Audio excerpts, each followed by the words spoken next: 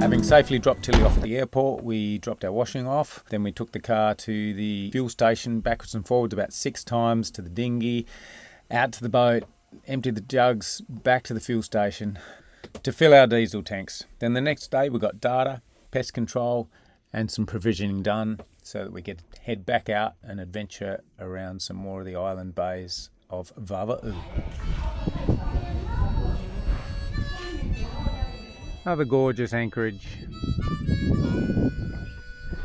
I'm just going to go for a little wander. That is the first one of those I've seen here. I asked David how long since they'd fished traditionally with the dugouts and the sails, and he said it's been early in his lifetime, like 20 years ago.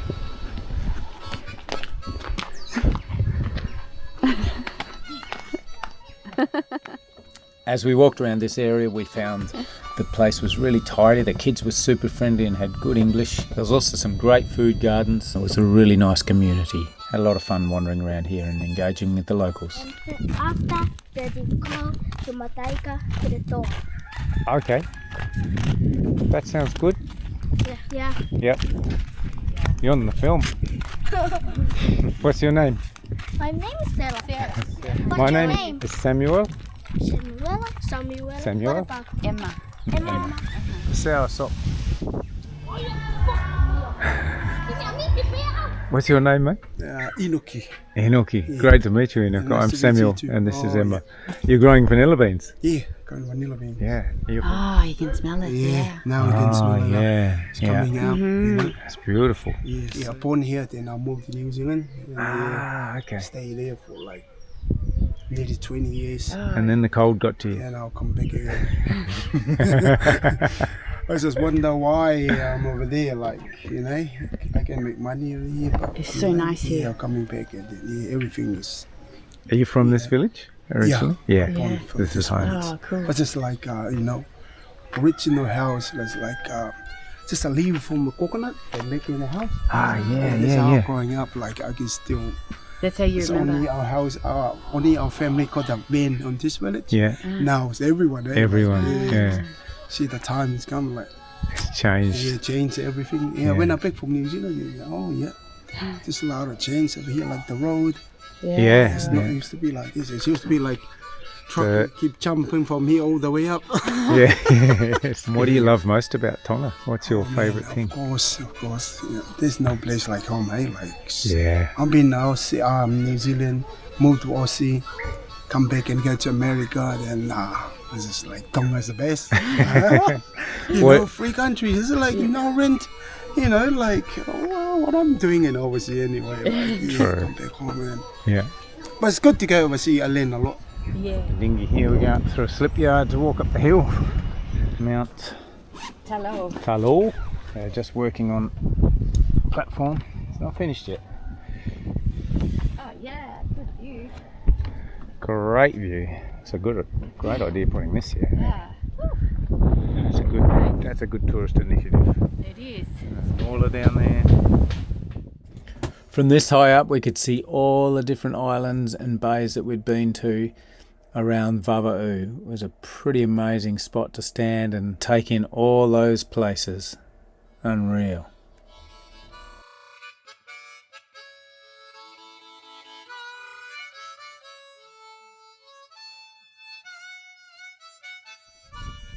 What do you think of the view, Emma? Thinking, I love Tonga. Awesome. Great. Thank you. Good job. These guys just carried all this up that steps. I'm about to show you. Look how strong they are. Must be Tongan guys. And there you can see how many steps there are. It's like steep as. And right down to the bottom. It's a beautiful bougainvillea.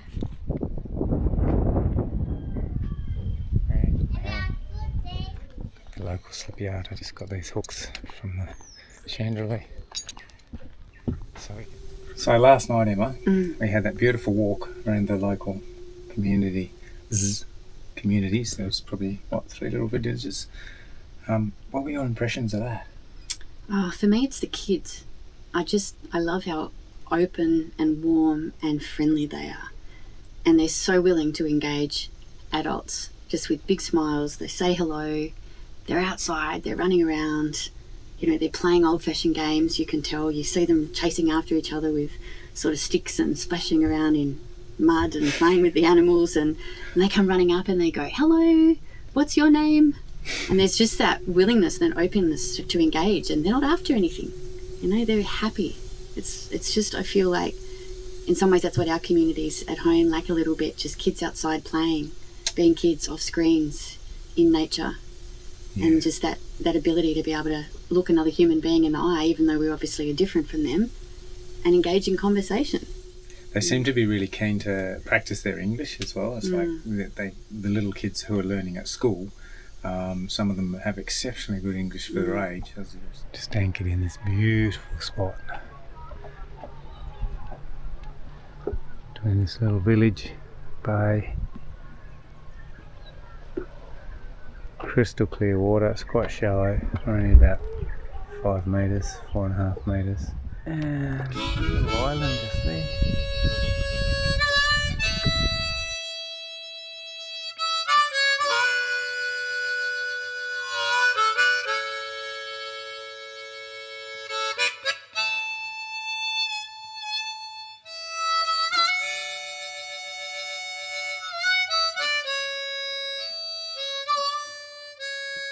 After a gorgeous night in this anchorage, we headed around to a place called the Blue Lagoon early in the morning as the wind changed and drove us out. Some pretty stunning scenery on the way, I might add.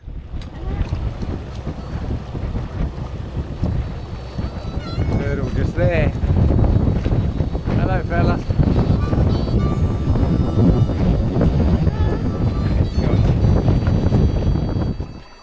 After safely navigating the tricky Reef Pass and anchoring, we joined Claire and Andrew for a snorkel. Although there is still some fish activity, much of the coral in Tonga seems to be dead or dying. We're not sure if it is due to global warming, tsunami, cyclone, or a lack of bird life or environmental balance, or perhaps a combination of these. Hey.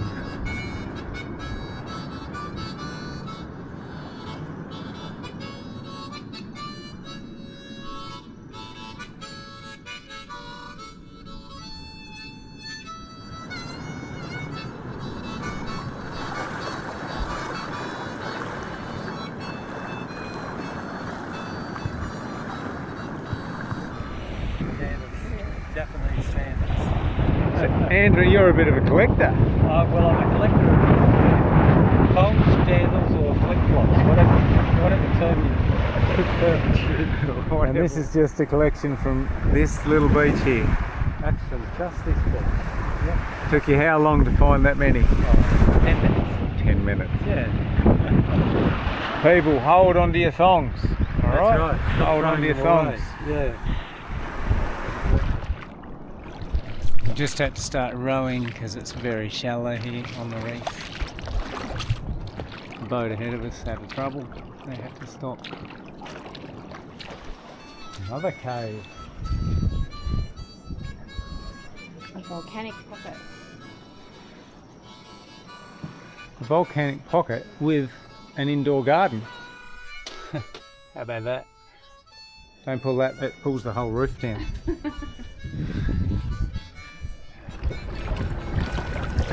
And we're now inside this massive big lagoon. Oh, sorry. So sheltered. It's like a big pond. It is. Not very wide.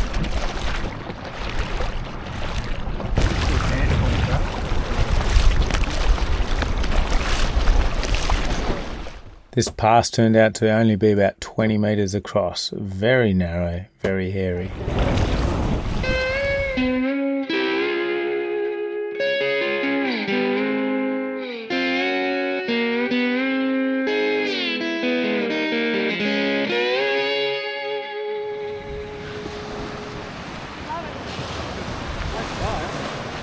Yeah, it's a great fire. Who gets credit for that? Claire. Well done, Claire. Yeah. Claire, Girl Scout. Claire and a flamethrower.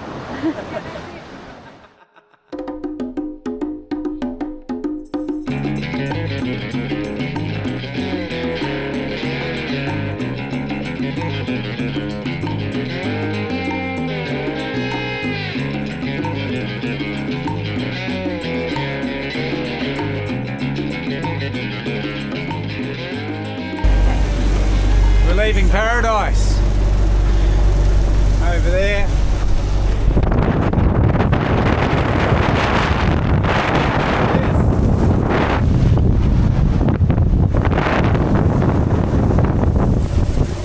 Mad. I've got a jacket on. Driven out of Blue Lagoon by the weather. We had the wind on the nose, so we took the long way round and ended up back at David's Beach for a nice sheltered anchorage. There was some, yes, but I'm starting to be a little bit. Rolling down the river, sometimes cool from outer snow. And over rapid rocks. That evening we had a fire ashore. It was a great way to catch up with fellow cruisers, both old and new faces. Rise is still to be found, but nothing hectic, I'm pretty sure.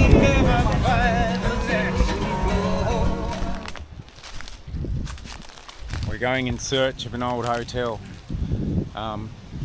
Just talked to some friends off another boat. They said they were here 14 years ago and they went to the restaurant where it is. It's on David's Island, the other end. We're trying to find the trail, which is not easy. It's all overgrown. But hey, it's an adventure. We've found remnants of gardens, hibiscus, breadfruit, and concrete structure. We keep coming across or hearing about different places. Like there's this place that was here 14 years ago. People were eating here. You go now, there's pretty much nothing. And there's another one on the neighbouring island that was half finished, never got finished.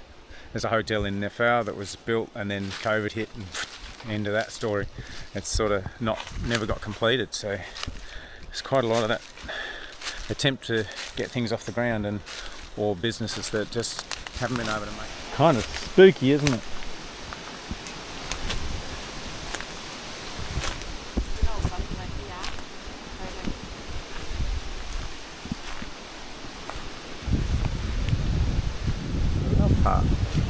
This tank was built with love.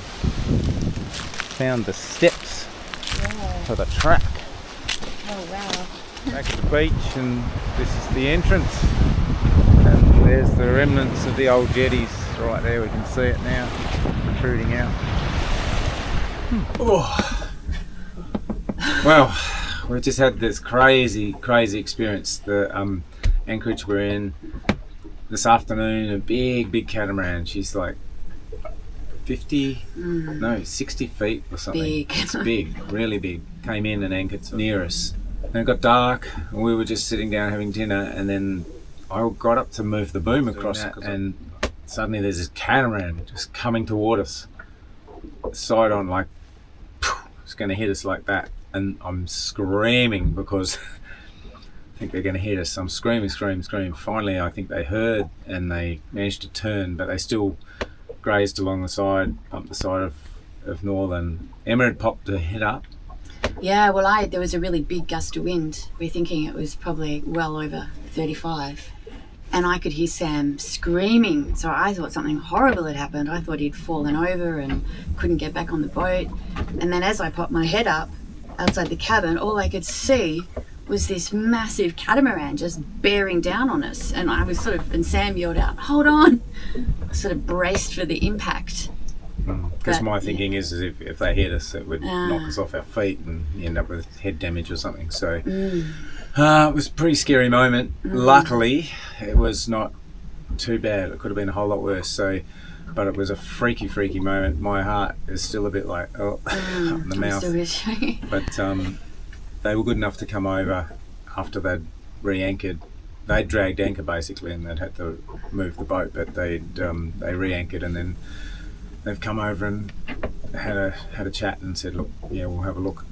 And I said, we'll have to have a look in the morning in the daylight. I think it's mostly paint scrape, but there could be some timber damage there. So, yeah, it's a really scary moment, particularly when you can see that collision coming, but you can't do anything because you're at anchor. You've got no control over it whatsoever. You just have to brace and hope that they wake up and steer away. Oh, yeah. Anyway, that was our night. Crazy. Just out assessing the damage on our hull from last night's accident. So you'll see there's a number of points on the hull that were damaged as I run up the side. What I didn't notice at this point was that there's also a crack inside of the gunnel section, which I later discovered. I had to fill that with some epoxy glue as well. I didn't become aware of that until after we'd talked to Suelo about that situation and what we needed to cover. On the gunnel here as well. A little bit. Here's Sam coming back with a container full of water after visiting our neighbours for 5 minutes. 1 hour later. Got some water? We've left our lovely anchorage where we met a heap of lovely people. We kind of have to head back to the Fur, getting ready to leave Tonga on Friday. It's a sad sort of moment. Like I feel a bit torn. You make all these connections and then it's quite sad to be leaving here. You know, we're having to motor into this crazy wind. It's been blowing like this for days.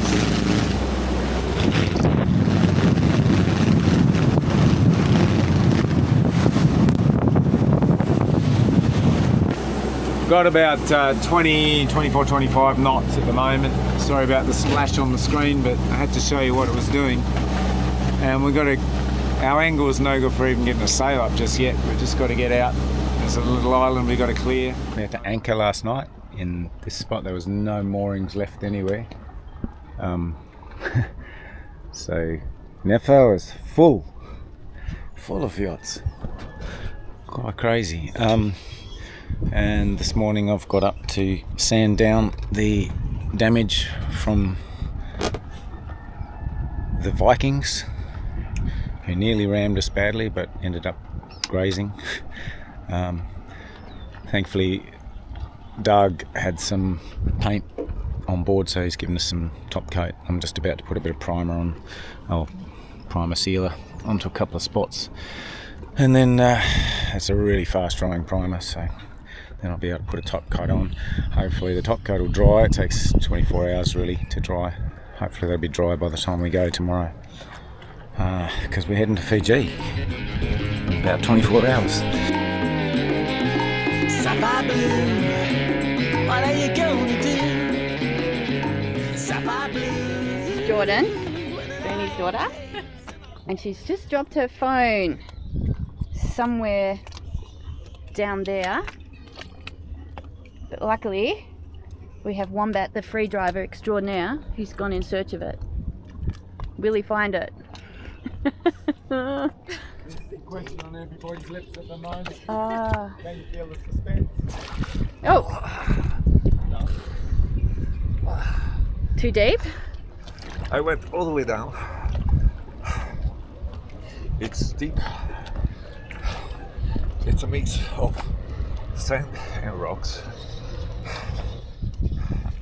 It is a mess. I don't know how long I'll be there. I looked around. Gonna make a couple of more attempts, but don't expect much. It's okay. Thank you for trying. Oh dear. So despite his best attempts, sadly Wombat couldn't quite find the phone. Pretty hard, super deep, 22 metres, 24 I think at the moment it was showing. But yeah, he had a good crack at it. I'm amazed he'd get down that far. I've done our top coat around the edges.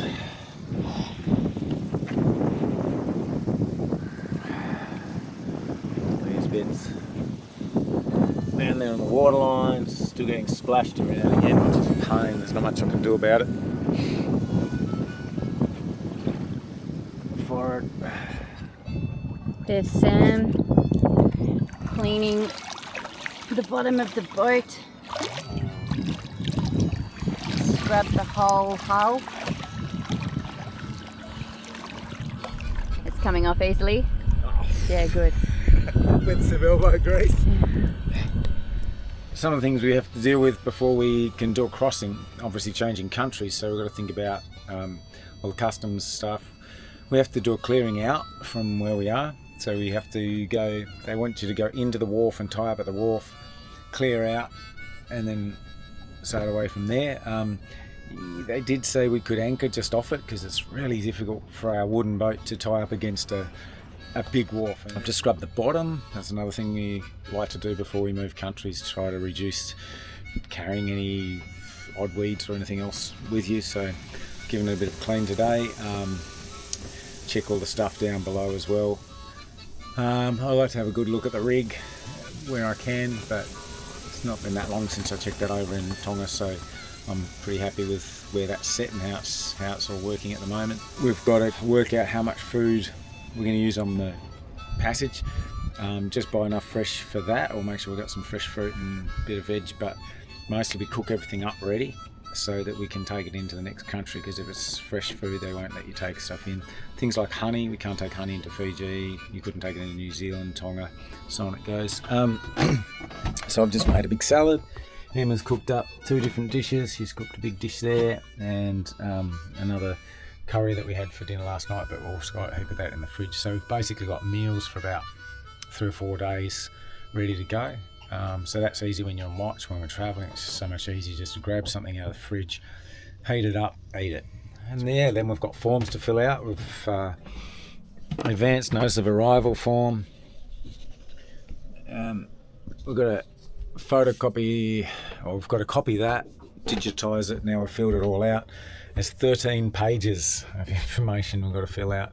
We've got to send that within 48 hours ahead of our arrival. So you've got to figure out when you're going, and then you've got to go, okay, we think we've got a weather window, this is when we're going. Send the form. Maybe you get to go in that time, maybe you don't, but then when you arrive there, you've got to go and do all your clearing stuff as well. So, and then of course I've got to do a plot of course, figure out the charts, the safety spaces we can get through, new territory, so you're working out all the reefs and all the passages and wind directions, angles, what's going to be safe, what time you're going to arrive, if you're going to arrive in the dark, daylight, all those sorts of things, and try and work your passage so that works out for safety as well, so you're not going through anything dangerous in the dark, especially with coral reefs and things, because they do shift and some of the charts aren't perfect, so it's always nice to be able to see when you get into those areas. It's a fair list already, isn't it? And there's still other things. Always checking the boat over too. Like for me, it's, we've taken off the Genoa yesterday. It's a big sail. Too much for at sea. If the seas get big, it's way easier to have the jib. So we've pulled the Genoa off, put up the jib. We could probably have carried the Genoa, but the jib's just safer. And then we've got the staysail to fall back on if we need extra sail. We'll put that on deck as well tonight or tomorrow morning. The electric outboard needs to be stowed before we can go as well, but we're going to need to use it, so we'll have to stow that last minute. I usually like to stow the anchor so it's not on the bow, sort of hanging off the bow when we go to sea, because sometimes the bow can pitch right down into the water and brings water up over the anchor even. Yeah, that's pretty much everything I can think of at the moment. I'm sure there's more. But yeah, unfortunately that little accident we had the other night with the boat bumping into us was just an additional problem that we didn't need, but we got through it and touched up the paint. Now it's raining, so hopefully the paint's set enough to expel the little bit of rain that's hitting us. Another one. I made a loaf of bread for the passage as well, so it's fresh today. That's all right, use your arms away.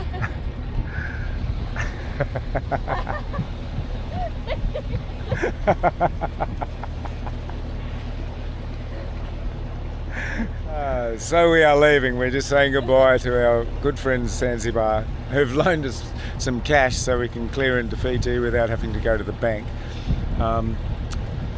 Never met them before we got to Tonga, so they're hoping we don't disappear off the face of the earth, I'm sure. But yeah, great guys. Had a lot of fun with them here, and hopefully we'll see them in Fiji. Otherwise they won't get their money back. But we've got quite a lineup of boats over here waiting for fuel and for clear out. So we're just working out where we're going to go. I kind of squared this up the other day and figured out a spot to anchor. So.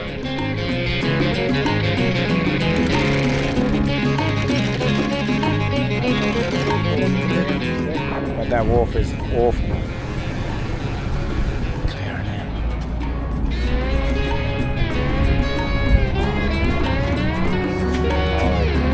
Yep, so we're all cleared out. Cleared out. We're heading for the boat. It's just out here anchored. And we're off. Yeah. Off and sailing. Excited? Goodbye Tonga. Goodbye, Hello Fiji. Farewell Nafoo and Vava'u. Thank you for all the great memories. Had a fantastic time, haven't Oh, I loved it. Beautiful place, beautiful people, fantastic countries. Used to own a heart of gold, now it's turning dirt. Sunshine down on the other side of town, you ain't got no worth. It's got no worth.